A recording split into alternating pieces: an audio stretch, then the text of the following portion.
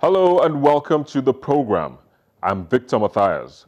The security of lives and property is one of the major responsibilities the Nigerian Constitution places on those who occupy government positions at any given time. While the Constitution gives the responsibility of protecting the territorial integrity of the country to the Nigerian Army, other agencies like the police and the DSS are to quell internal security threats. But with recent security threats within the country, like the herdsmen attacks and militancy in the Niger Delta, the question is, how can we tackle Nigeria's security problem? Before we get answers, let's take a look at the trending topics in the past week. The General Overseer of the Redeemed Christian Church of God, Pastor Enoch Adeboye, made the trends list after he gave an advice on whom to marry or not during the youth and singles session at the church's annual national convention.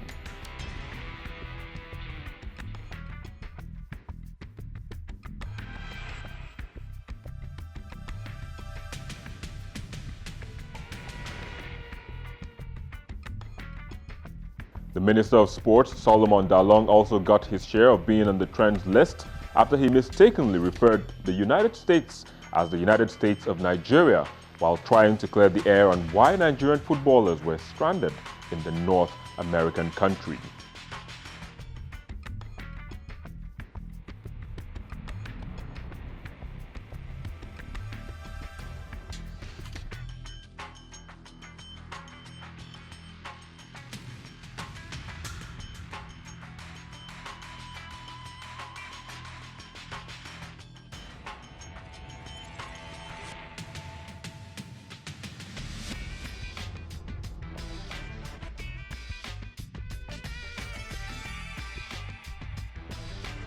The world stood still as the torch of the 2016 Rio Olympic was lit to declare the much anticipated Games open.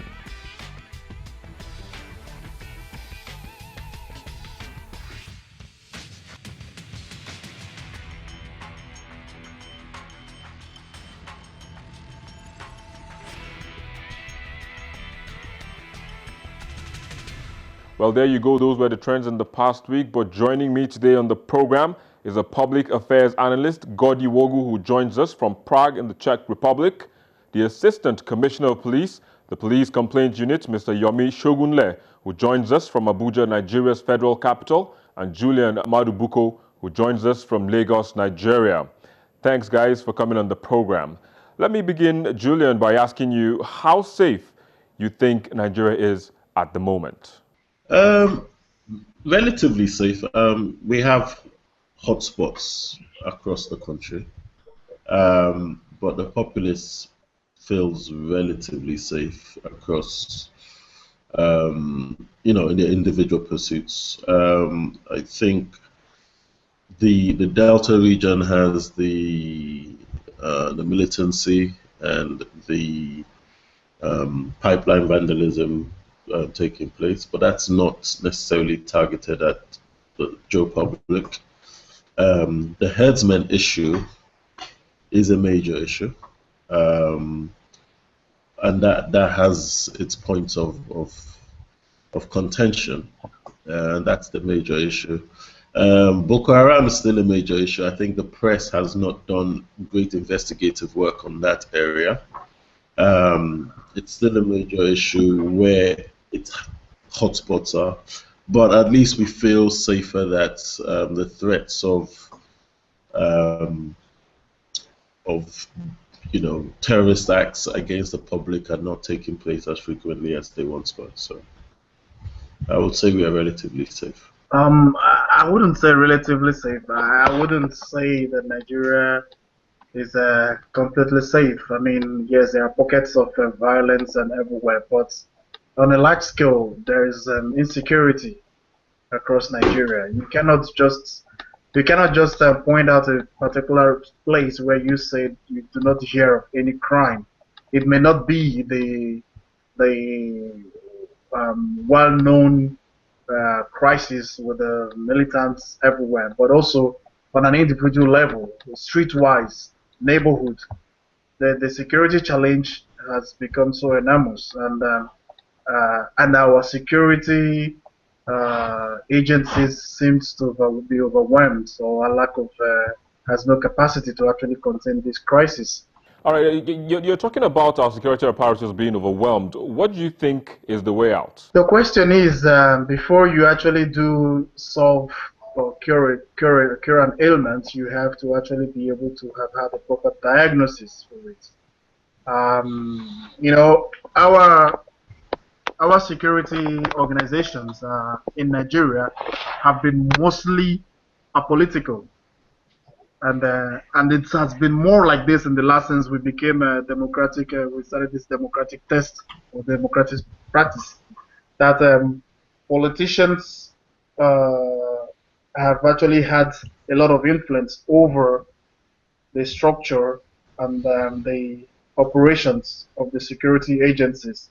Is it true that the security apparatus of the country is overwhelmed, Mr. Shogunle? Well, that is not part of my briefing, and but let me say, as we know from what we have been seeing, that successes are being made on a daily basis, which the various arms of security forces are briefing the public, the general public about. And let me also add that the CRE is available 24/7, either through phone calls or through text message, through WhatsApp, through Twitter, Facebook, BlackBerry, Messenger. And this is actually the first of its kind in sub-Saharan Africa.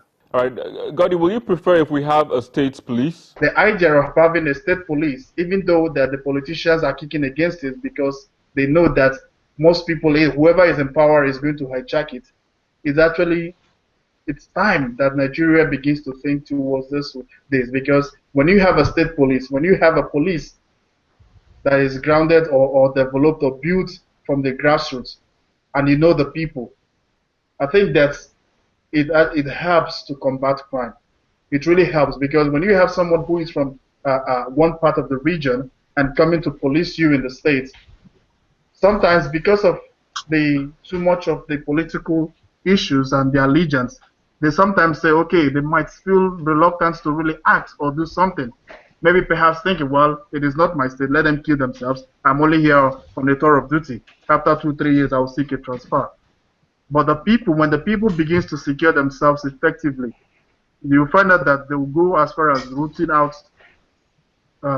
crime and finding a way, a proper mechanism to be able to protect themselves. Whether we have state police or federal or larger federal police, do we have enough money to pay them to be able to service that entity, that organization? And over the years, it's actually proven to be no, to be the case. So when I say Nigeria as relatively safe, I travel across the country, but I live in Lagos. And if you compare the Lagos police presence to the rest of the country, Lagos is far. There's a lot more police presence in Lagos compared to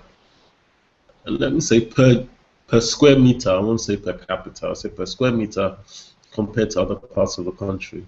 But that's because Lagos has a lot more money than the other parts of the country, so they can pay for additional police resources to be delivered to their states. So most of all these things come down to economics at the end of the day. Security and economy goes together. If the economy cannot handle more police force, then no matter whether you call them state police or federal police, the numbers will not change much. If we reduce the number, and if Nigeria wants to do it, to reduce the number of the policing and the securing the political elites, they will have extra police force that will do a lot of work. Where I am based, it became a debate if the Minister of Finance, because the Minister of Finance over here was trying to introduce new tax measures. It became a debate. And then, you know, a lot of lobbyists and so many people were threatening the life of the Minister of Finance. It became a debate if the Minister of Finance should have a police escort, because he had just one private citizen who actually was serving as his assistant and going with him. So it became, because once he was thrown an egg in the public, so it became a debate. Just imagine. Now compare that to Nigeria. How many police people actually do secure one minister, one senator, one House of Reps? why is it like that? It's because these people, they feel that this nation should serve them more than they should serve the people. All right, just hold your thought for a second. We'll take a quick break. I'll be back shortly.